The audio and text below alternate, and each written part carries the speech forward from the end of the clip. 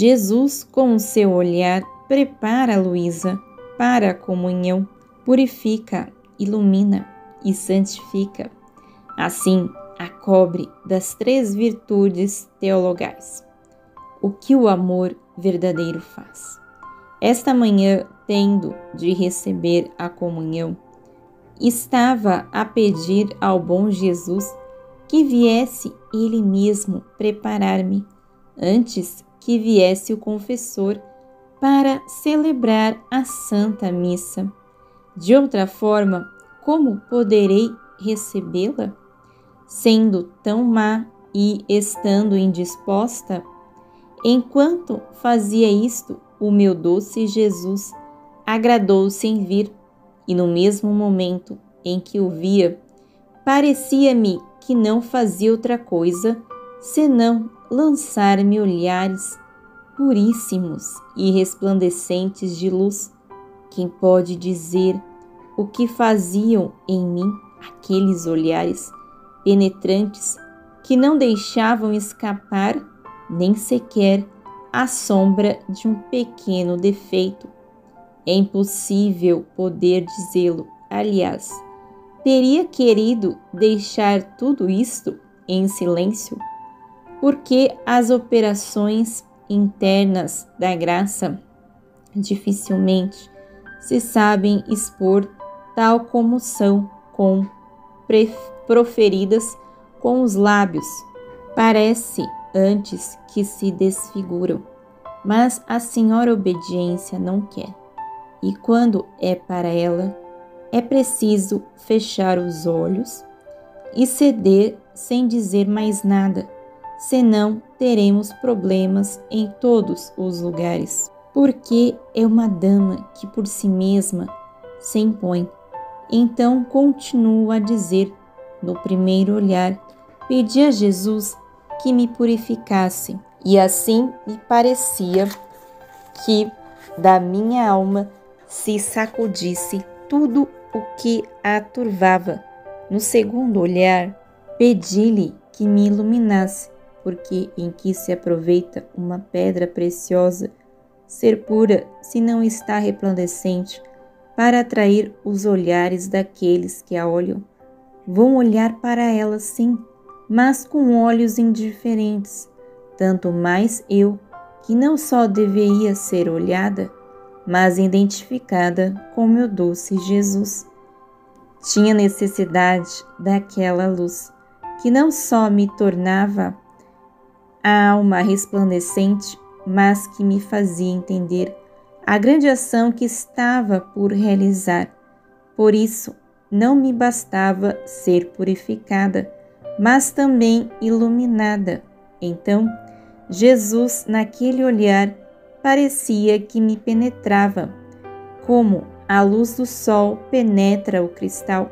Depois disto, vendo que Jesus continuava olhando para mim, lhe disse: amadíssimo Jesus, já que te agradaste primeiro em purificar-me e depois em iluminar-me, agora te dignes a santificar-me muito mais, que devendo receber-te a ti, que és o santo dos santos, não é justo que eu seja tão diversa de ti.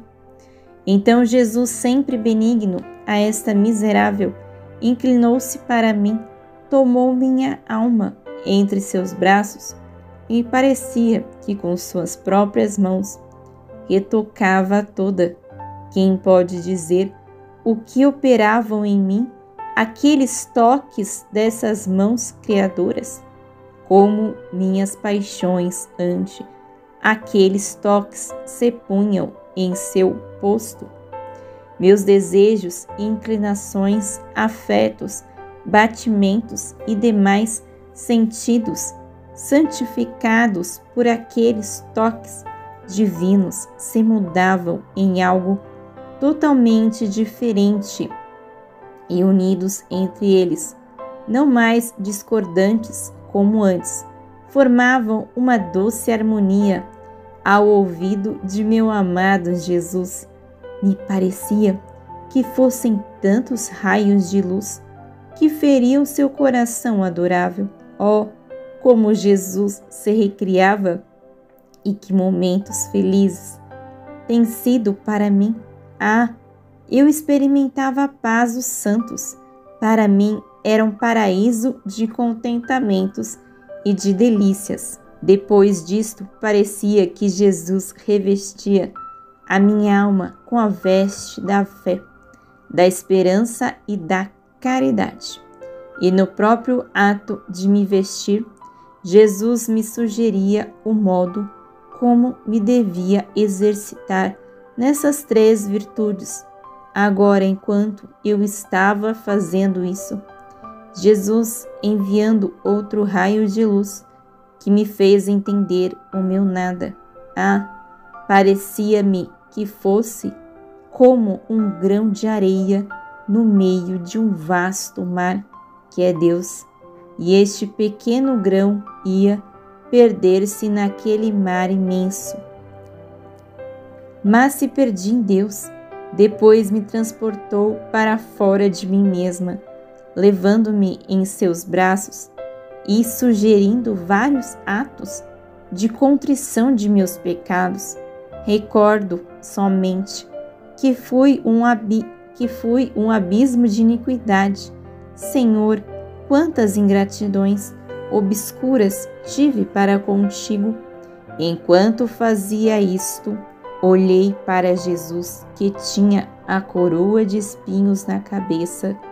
Entendi-lhe a mão e tirei-lhe, dizendo: dai-me os espinhos, ó Jesus. Eu sou pecadora, a mim me convém os espinhos, não a ti, que és o justo, o santo. Assim, Jesus mesmo a cravou sobre minha cabeça. Depois, não sei como, de longe, vi o confessor. Em seguida, pedi a Jesus que fosse preparar o confessor para poder recebê-lo na comunhão. Então, parecia que Jesus ia ao Padre. Depois de um tempo, ele voltou e me disse: desejo que seja um o modo de lidar entre mim e ti e o confessor. E também quero dele que olhe e trate a ti como sendo outro eu, porque sendo vítima como fui, eu não quero diferença alguma, e isto para fazer que tudo seja purificado e que em tudo resplandeça só o meu amor. Eu disse-lhe: Senhor, isto parece impossível, que eu possa tratar com o confessor como o faço contigo, especialmente quando vejo sua inconstância. E Jesus, no entanto, é assim.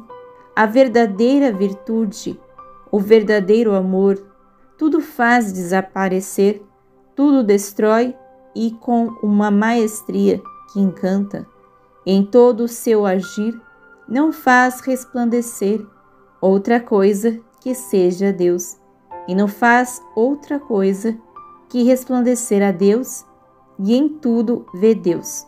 Depois disto veio o confessor para chamar-me obediência, e assim celebrar a Santa Missa. E, portanto, tudo terminou. Então, ouvi a Santa Missa, recebi a comunhão. Quem pode dizer a intimidade que houve entre mim e Jesus?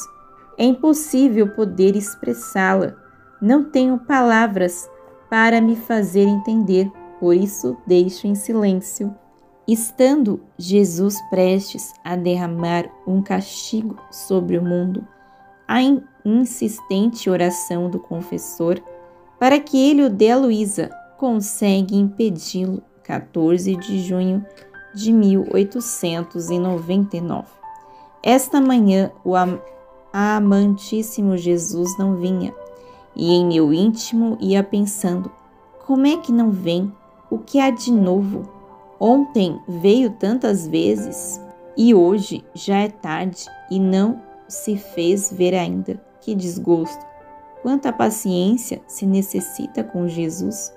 Todo o meu interior me parecia que alarmava, porque queriam a Jesus e me faziam uma guerra que me dava penas de morte, a vontade como superior a tudo. Buscava-me pôr em paz, persuadindo meus sentidos, inclinações, desejos, afetos, e o resto para aquietar-me, porque Jesus devia vir. Assim, depois de um longo penar, Jesus veio trazendo uma taça na mão, cheia de sangue coagulado, putrefato e pestilento, e me disse: olha, esta taça de sangue derramá-la-ei sobre o mundo.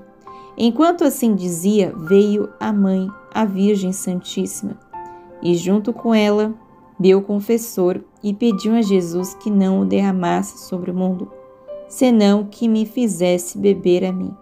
O confessor lhe disse: Senhor, de que adianta tê-la como vítima, se não quiser derramá-la sobre ela?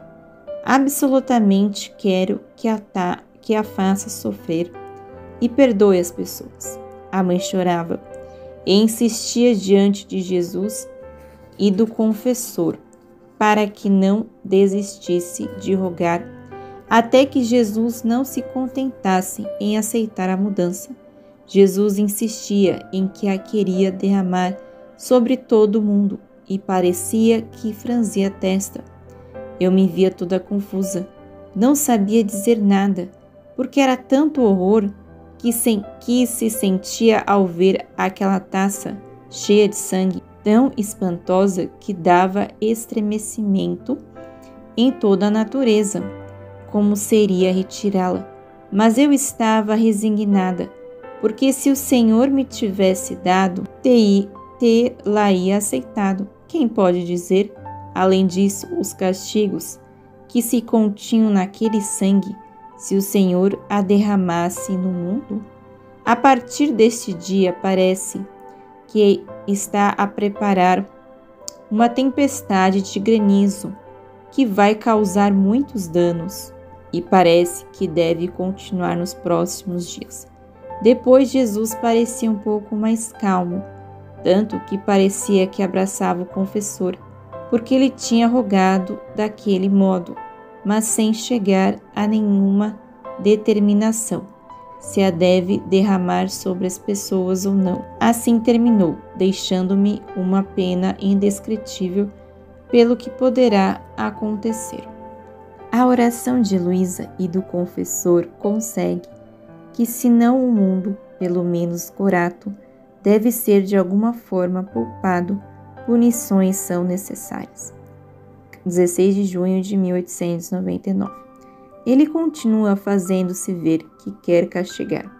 Eu roguei-lhe que derramasse em mim suas amarguras, para livrar a todos, se isto não fosse possível, ao menos aqueles que pertencessem à minha cidade. A esta intenção parecia que se unia também a intenção do confessor. Assim parecia que Jesus, vencido pelas orações, derramou um pouco de sua boca, mas não aquela taça descrita antes. Este pouco que derramou parecia que o fazia para poupar de algum modo a minha cidade, mesmo que não completamente, assim como aqueles que me pertencem. Todavia, esta manhã eu fui causa de fazer afligir a Jesus, pois, como depois de haver derramado o tenho visto mais tranquilo, sem pensar lhe disse: meu amado Jesus, peço-te que me libertes do incômodo que dou ao confessor, de o fazer vir todos os dias. Que te custa libertar-me? Que tu mesmo me ponhas nos sofrimentos e tu mesmo me libertes. Certamente que não te custa nada e se queres tudo podes.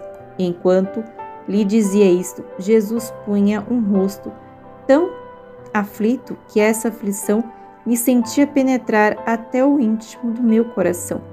Sem me dizer palavra, desapareceu. Como fiquei mortificada ao pensar especialmente que não viria mais, sabe-o só o Senhor.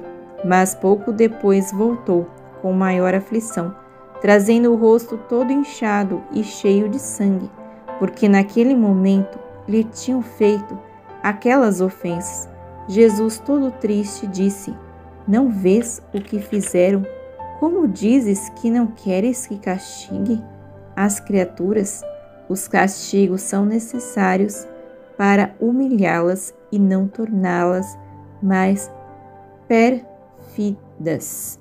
Livro do Céu, volume 2, escrito Serva de Deus, Luísa Picarreta.